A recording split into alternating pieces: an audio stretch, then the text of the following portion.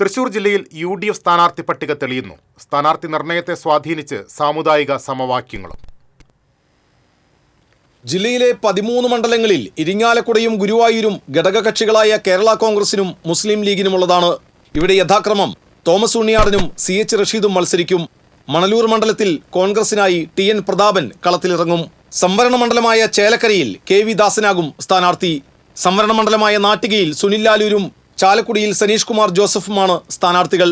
Thrissur corporation mayor Christian സമുദായാംഗമാണ് എന്നത് കണക്കിലെടുത്ത് സമുദായ സമവാക്യം പരിഗണിച്ച് തൃശൂർ മണ്ഡലത്തിൽ TV ചന്ദ്രമോഹൻ മത്സരിക്കും. ഒരു മണ്ഡലത്തിൽ മുസ്ലിം സമുദായാംഗം വേണം എന്നത് കണക്കിലെടുത്ത് കയ്പമംഗലത്ത് TM നാസറിന്റെ പേരാണ് ഉയരുന്നത്. ഏതെങ്കിലും മണ്ഡലത്തിൽ വനിതയാകണം സ്ഥാനാർത്ഥി എന്നത് മുൻനിർത്തി പുതുക്കാട് സോണിയാഗിരി അല്ലെങ്കിൽ കുന്നംകുളത്ത് സോയ ജോസഫ് എന്നിവരുടെ പേരുകൾ പരിഗണനയിലുണ്ട്. വടക്കാഞ്ചേരിയിൽ രാജേന്ദ്രൻ അരങ്ങത്തിന്റെ പേര് പരിഗണിക്കപ്പെടുമ്പോൾ തന്നെ മുൻ DCC പ്രസിഡന്റ് ജോസ് വള്ളൂരിന്റെ പേര് വടക്കാഞ്ചേരിയിലും കുന്നംകുളത്തും ഉയരുന്നുണ്ട്. കുന്നംകുളത്ത് അനിൽ അക്കരയുടെ പേരും പരിഗണനയിലുണ്ട്. കൊടുങ്ങല്ലൂരിൽ യൂത്ത് കോൺഗ്രസ് സംസ്ഥാന പ്രസിഡന്റ് OJ ജനീഷ് സ്ഥാനാർത്ഥിയാകും. ഒല്ലൂരിൽ ക്രൈസ്തവ സമുദായാംഗമാവും സ്ഥാനാർത്ഥി. അഡ്വക്കേറ്റ് ഷാജി കോടംകണ്ടത്ത്, മുൻ മേയർ രാജൻ ജയപല്ലൻ എന്നിവരുടെ പേരുകളാണ് ഇവിടെ പരിഗണനയിലുള്ളത്. TCV തൃശൂർ.